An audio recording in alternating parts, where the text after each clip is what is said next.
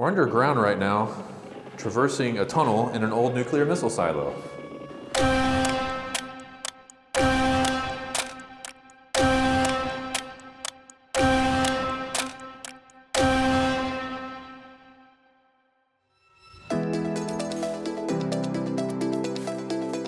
We're here at ground level at Titan Ranch. I cannot wait to show you what's inside. Let's head down. As you can see, warning, restricted area, but we can go inside. Bye-bye, world. Here we go. Titan Ranch. You gotta go down quite a few stairs to get to the bunker. Usually they do have a lift that will take all your luggage down. You can definitely feel the temperature drop the further down you go. Warning, controlled area. So you've got a 6,000 pound door right here, and then you come through this hallway of solid steel onto the bunker door. 6,000 pounds of steel right here. I'm gonna channel my inner Supergirl powers and pull this thing open. Good thing you ate your Wheaties this morning. Just watch your ankle. I ate my Wheaties, whoa. All right, take us on in. And you know what, why don't you pull the door closed behind us? All right. Just in case, you know, just in case we get an alert and we have incoming. Okay. Just gotta be careful you don't get stuck in between the door. There are some cool secrets in here, and one of the first ones is right here in this main room. There's a little switch here. Watch what happens. You have a bathroom. So right inside here, there's a toilet and there's a shower. This is the second bathroom.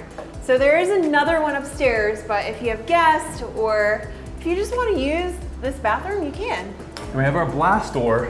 This blast door would normally close here, but for the purposes of the Airbnb, it just stays open. Now this blast door that we came through here earlier, that Melissa opened, this is kind of our front door. So hopefully it'll keep solicitors out. If you saw our secret bathroom, this access here goes to the long cableway. This is locked off right now because it's not 100% safe for us to be in right now. But tomorrow, GT, the owner of Titan Ranch, is gonna open it up for us and let us check it out. It has a long cableway that goes about 110 feet.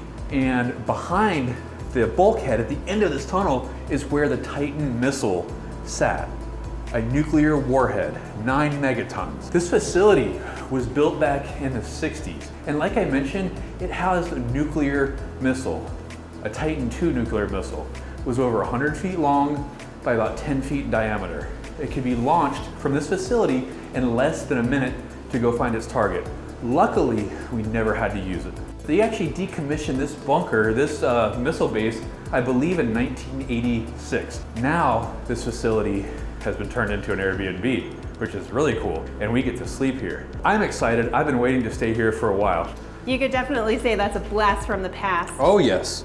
And they had all these blast doors here just in case there was a nuclear detonation. So this was a retaliatory nuclear missile base, meaning this was not meant to strike first. This was meant if we were getting attacked, then we could fire back. Anyways, come this way. So it's really cool in here with the lights, red, white, blue. And then as if you didn't know you were already in Titan Ranch, they have lettering right here. How cool is that? And I don't know if you've noticed, but their little symbol has a missile right here in the R. U.S. Air Force, USAF. See it right there? Very cool. So this is like a secondary room. Got a couple of beds over here. So if you've got guests or kids, they can sleep down here. And then you also have a little living room area over here. So you have a couple of chairs and a big, nice, cozy couch. And there's also one on the other side as well. Now, one of the cool things about this room, you can change all of the lighting. I'll show you. We're gonna go with a haunted mansion-y vibe. We're gonna go with that magenta color. And voila, like magic, you've got magenta color lights. You can control all of the rooms from this iPad, and like I said before, there is an iPad on each level. So we've got level 1 right above us, level 2 that we're on, and level 3 is below us. When you're underground, you count backwards. One of the most eye-catching things on this floor are these giant springs. Here, come over here to this one. Check this out. Not your typical springs that you'd see on your car. These springs are holding up this entire complex. So floor 1, floor 2, and floor 3 are actually suspended from that dome upstairs. So if this were to get hit by a missile or a bomb, the entire place would absorb the shock. So if you look here on the edge, this floor does not contact the wall. Everything is free floating. So literally they call it the bird cage because we are all suspended.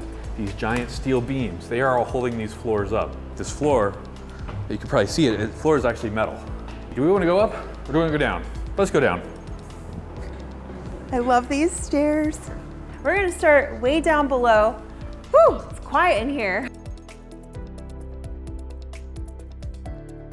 We've got a lot of sound baffles down here, and that's because you might have guessed it from this wall, it is the theater. So there is a projector up here and there are some couches over here. So you can have either a meeting or you can watch a nice movie right here on this screen. I think Wes and I are gonna take advantage of this later on tonight, but these couches are pretty cozy. Now, when this was actually a fully functioning missile controlled facility, this would have been where a lot of the electronics and things that made the other stuff work. So you really wouldn't have been down in this area unless you were down here to repair something or do something like that. But now obviously, since this is an Airbnb, it's a home theater with couches and a kitchen and a bar. So it has made it a lot more functional. Here, and again, you can see here, come over here to the edge here. You can see even on this bottom floor, the wall does not touch the floor. So a really cool, unique Airbnb. Something else that's interesting is there's not air conditioning down here. There's just a dehumidifier. The natural temperature underground here usually is around between 65 and 70, 73 degrees. So it's actually pretty pleasant. I'm a little sweaty right now because we've been running up and down the stairs filming this video and going all over the place, and it was hot outside earlier. I actually think it's a little chilly. When we first got down here, it was warmer, but once you get acclimated to the temperature, I thought it was a little cold and I was asking for my fleece blanket. And that's why she's in a long sleeve shirt and jeans and I'm in a t-shirt and shorts. Let's take a look at this really cool modern industrial looking kitchen here. It is a fully functional kitchen. You've got your sink here, microwave, dishwasher. You've got a couple of fridges, your stove. All of your utensils live right around here in this area. You've got your coffee maker, mugs, glasses, all of your coffee fixins over here.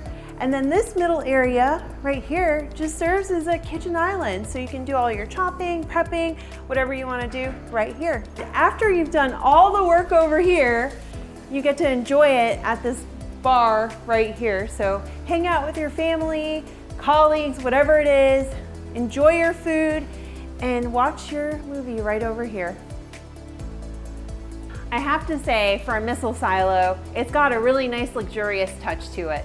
We're gonna head up to floor 1, my favorite part of the entire silo. Let's go. Now, I passed by this earlier, and no, it's not a washer and dryer. Wes is gonna explain it to you. This is kind of intriguing to me. Again, when this was a fully functional missile base, they had to have a way to escape out of here in the event of an emergency, whether it was with a fire or rocket fuel or something with the warhead. Actually, believe it or not, there was a really bad fire and explosion at another missile silo about 30 minutes or so from here called Damascus. You can probably look it up or Google it. And they had to use these hatches probably to get out. This is the escape hatch. This escape hatch opens up here. This is a heavy door, and you can see here, if you look down here, through here, that tunnel goes for about 12 feet or so. And I don't know if you can see that ladder way down there. That ladder goes straight up 50 feet. I'm gonna crawl in here and I'm gonna show you what it looks like. Now you're just filming shots of my butt. This is giving my knees a run for the money. Oh.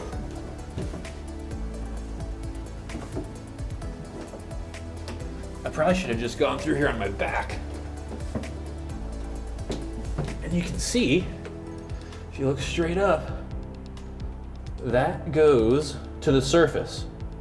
We're not gonna climb up the ladder because it would be a violation of insurance, so we're not gonna do that.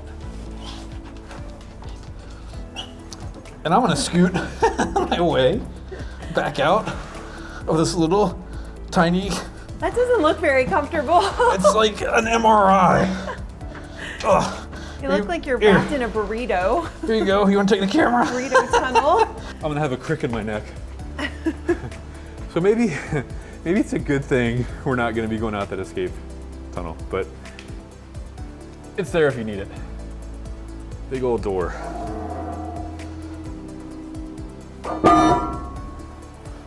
Oh, and by the way, right now if you were to exit up top, it would come out into like this little steel container.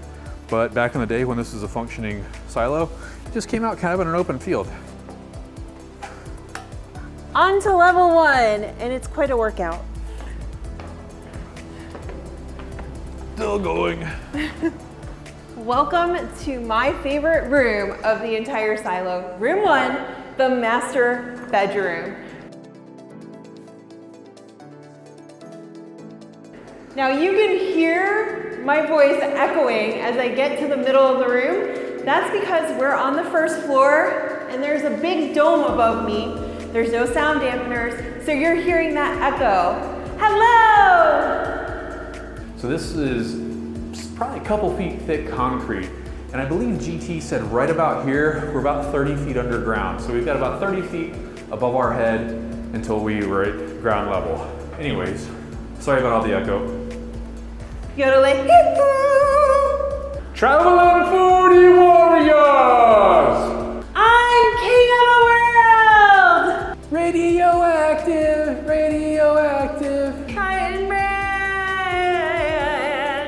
GT, the owner, assured us that we wouldn't be disturbing anybody because we're so far underground and nobody would be able to hear this. So that's why we're making complete idiots of ourselves. That's kind of fun. All right, we're gonna move over to the bed. I love this bed. It is a floating bed, check it out. A floating bed, and also the nightstands on either side are floating. So we've got 2 little steps to get up because it is a little bit higher.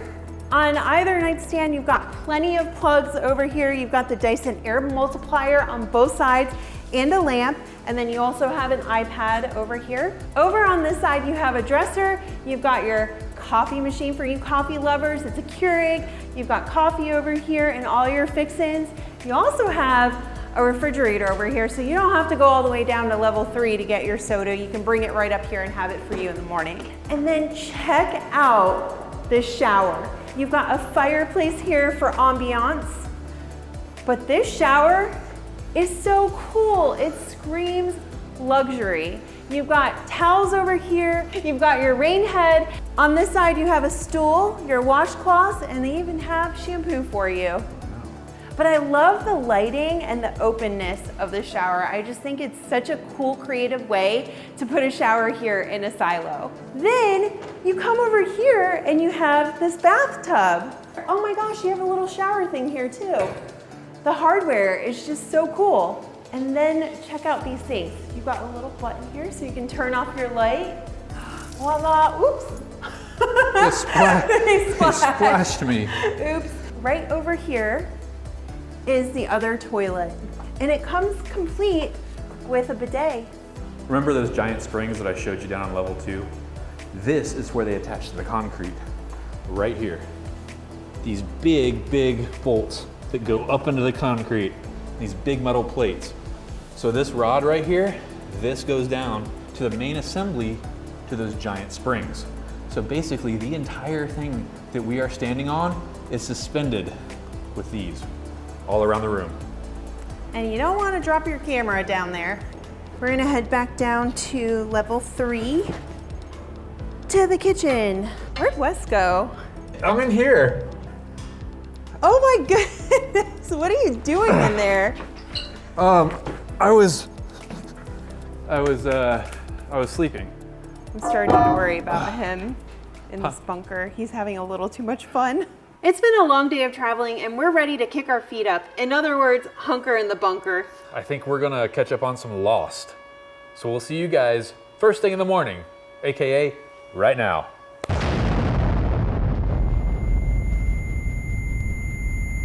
Good morning. We slept very, very well. Some of us slept a little too well. How you doing? I'm good. I don't want to get up. I just want to stay in bed for a little longer. It's cozy and comfy, and it was just really quiet in here. Oh my gosh, she's getting out of bed. She's getting out of bed. Man. We gotta get going to our next destination. I know. All right, it's almost checkout time, but GT just came down here a few minutes ago and opened up the other blast door, which leads to the long cableway, which would have led to the Titan II nuclear missile. So I'm gonna take you down there and show you what it looks like now. Melissa is already down there at the other end. Say hey. Hey, I don't know how I did this. There's a bunch of water here, and if you don't step in the right place, you're going down and you're getting soaked. Oh my gosh, you're so far down there. Let me zoom in. You can't even really see you. But that spiral staircase that we were going up and down, the steps were cut out of this floor. This was the original launch key, one of the original launch keys from the facility. And check out the size of this rebar. This came from the silo portion. This is huge. I mean, you can see it compared to my hand. Usually rebar is the size of your pinky or so. This is huge. That tells you how reinforced that this structure was, or still is really. GT, again, the owner of this facility, he goes in depth and explains what it is. He has his own YouTube channel, which I'll also put in the link in the description. It's really fascinating to see what this place was like before it was an Airbnb. It goes through the process of him getting into it for the first time, almost being killed getting into it, and really kind of goes through the steps, and you can see the progression on this facility. So it's super cool. Let's head down there and I'm gonna show you the bulkhead. Unfortunately, we can't get into the silo because we don't really know what's in there. We think it's a bunch of water and gravel because they imploded the first 20 feet of it. All right, we're gonna make our way to the end of this tunnel here. Don't fall. I'm gonna try not to fall. So check this out, come on over here. So right behind here, I'm gonna get a little bit closer.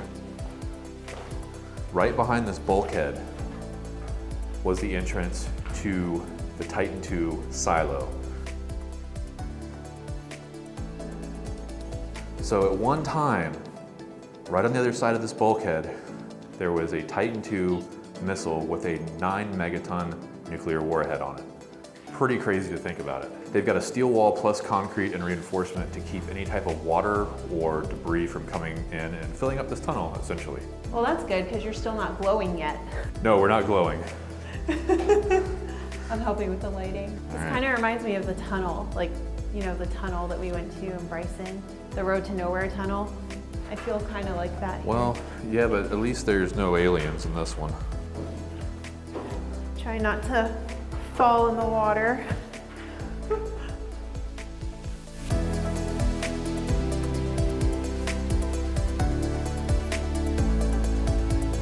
If you enjoy watching adventures like these, make sure to check out this video where we go 1,100 feet underground. We'll see you there. Is there anyone home? Underground in a nuclear bunker. A bunker. 1,100 feet underground to explore an underground. It's been a long day of traveling, so